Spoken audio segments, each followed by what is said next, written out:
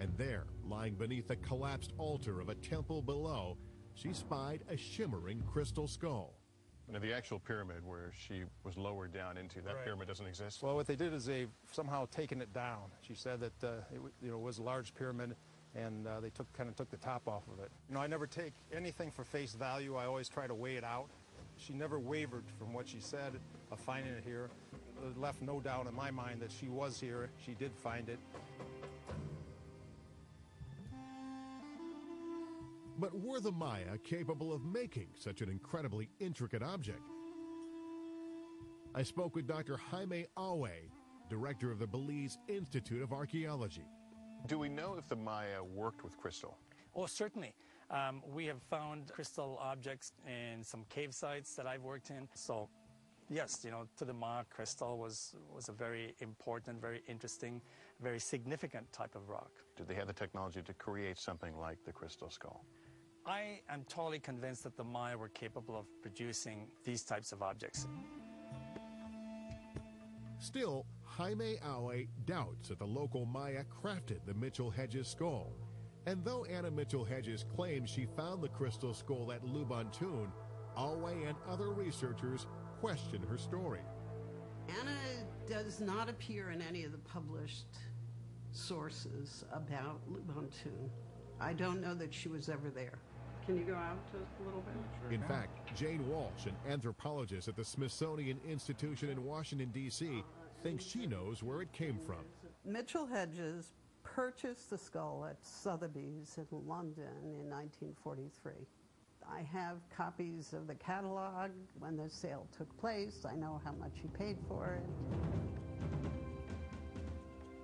But Bill Holman has a different interpretation of that story. He says Mitchell-Hedges had left the skull with a friend, and the friend's son had put it up for auction. When Mitchell-Hedges heard about it, he rushed to Sotheby's. And Mitchell-Hedges got there, but he could not get it out of auction because it already had been put in and it was already listed.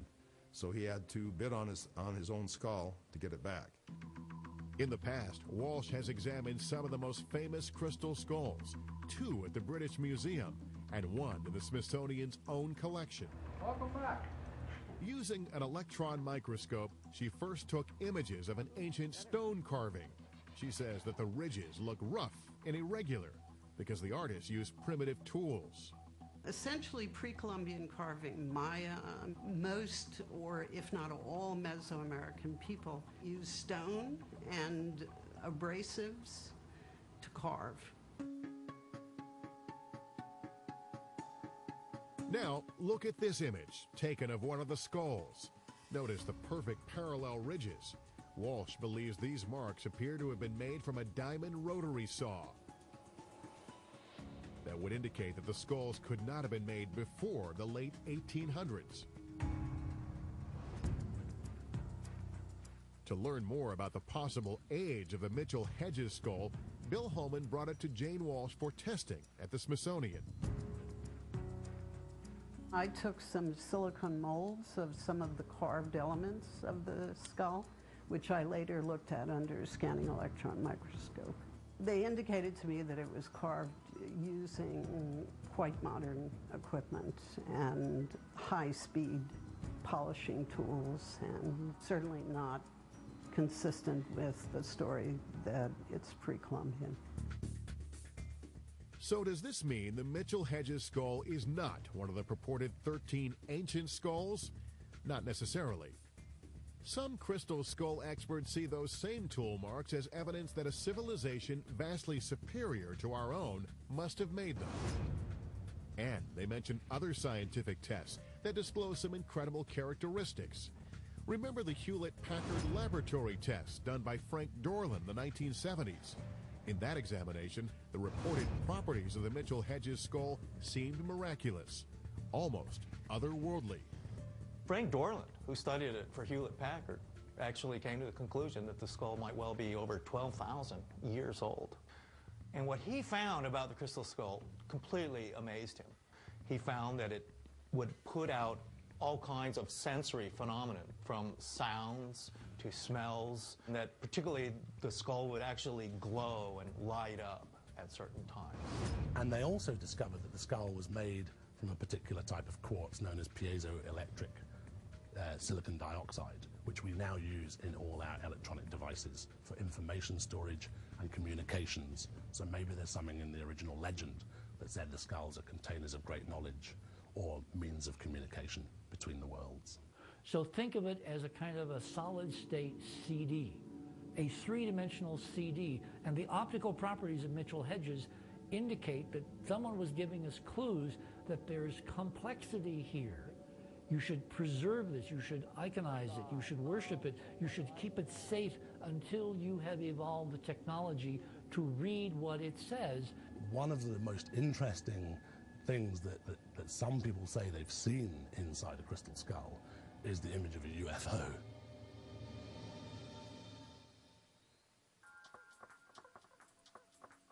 Several of the most famous crystal skulls have been examined, yet more questions have been raised than answered.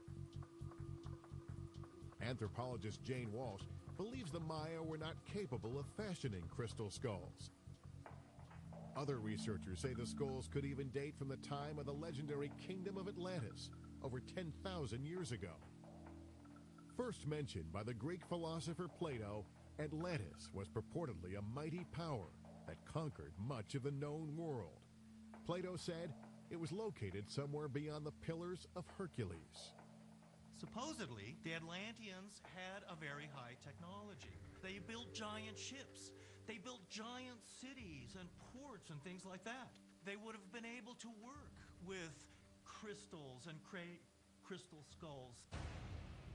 But ultimately, the story of Atlantis ended in tragedy. At the height of its powers, Atlantis is said to have sunk beneath the sea in a day of terrible cataclysm. Where did they go? Well, the whole idea is that there are earth changes. Occasionally, the earth goes berserk, and there's huge earthquakes, huge tidal waves, tsunamis, volcanoes go off. In 1923, just before Mitchell Hedges journeyed to Belize, famed psychic Edgar Cayce proposed that the Atlanteans used a mysterious form of crystal energy as a power source. Stories of this fabled civilization originally drove Mitchell Hedges to Belize. He was a believer in Atlantis, and he felt also that there were vestiges of Atlantis in Belize, in Honduras, and in certain islands of the Caribbean. And being the kind of character he was determined to prove this. They'd heard rumors of a lost city said to be still buried deep in the rainforest, and he was determined to find it. He hoped that he might find evidence of the lost civilization of Atlantis. What Mitchell Hedges stumbled upon was Lubantun. Lubantun is unusual because it's not built with cement like other Mayan cities. It is built out of perfectly cut rocks, much of them megalithic in size. And Lubantun is therefore unlike other Mayan cities. Which led Frederick Mitchell Hedges to wonder whether if perhaps the people who built the city of Lubantun were perhaps survivors from the Atlantean civilization. If so, they may have had a type of cultural memory of that civilization's destruction. For the Maya also believe in recurring cycles of creation and destruction, and they created a calendar to reflect them. The Mayans were such a mysterious culture, and they were obsessed with astronomy and the calendar and time. It was a cyclical calendar. It went through great cycles. It was way more scientifically accurate than our own, based on the actual movements of the planets and the stars, and they used it primarily to make predictions. The Maya believe the first cycle began in 3114 BC. And one of the most frightening predictions the Maya made was that the current world will actually come to an end in the not-too-distant future. The 13th cycle, the last one, is coming soon. I'm standing at the site of an ancient observatory. The buildings here provided a fixed location to observe the sun, moon, and stars. The stelae, or vertical stones that surround this plaza, cast a shadow to a central point, marking the exact date of the year. On December 21st, 2012, This stela will cast a shadow marking the end of the Mayan long count calendar and perhaps, according to believers, the end of the world, or maybe the beginning of a new one. December 21st, 2012 is the end of this great cycle of time in the long count calendar. It's basically targeting a very rare astronomical alignment. For the first time in 26,000 years, the Earth is lining up with the galactic center, the center of our Milky Way galaxy. Some believe the alignment could actually cause the magnetic field or polarity of the Earth to reverse, causing major upheavals, massive earthquakes, huge volcanic eruptions, and violent climate shifts across the globe. And they have happened in the past. Scientists say the last reversal occurred about 790,000 years ago. Whatever may occur in 2012 could be directly related to the crystal skulls. The Maya were obsessed with a particular god known as Itzan-Na, and he was the god of the Earth's axis. He was represented with the image of a skull, perhaps a crystal skull. So this has led many people to speculate that perhaps the end of the calendar will be associated with some kind of shift in the Earth's axis, and that this might be what the Maya were talking about as the end of the current world. But according to an ancient legend, this doomsday scenario can be prevented if all or most of the original 13 crystal skulls are reassembled and their awesome powers released. The galactic alignment is going to set these crystal skulls resonating. They don't all have to be uncovered in order for this to happen. So we might actually find that some of them will start announcing their presence. Could there be any truth to this tale of doom or deliverance? Can inanimate crystal hold any powers?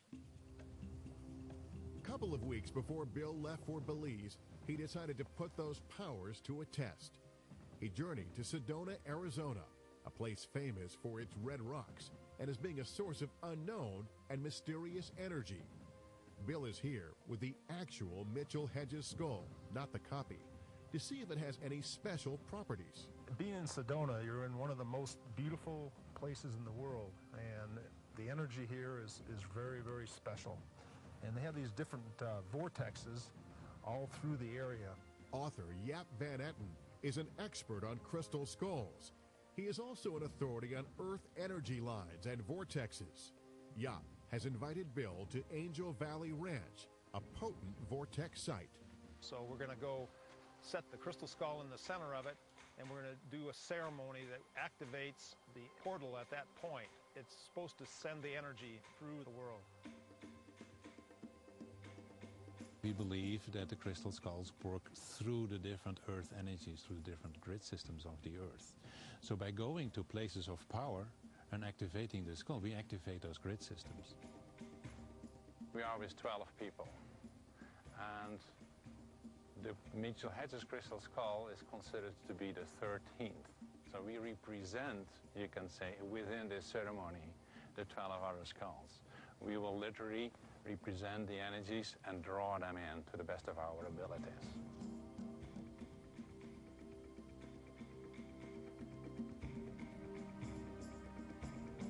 Interestingly, Native American legends also venerate the crystal skulls.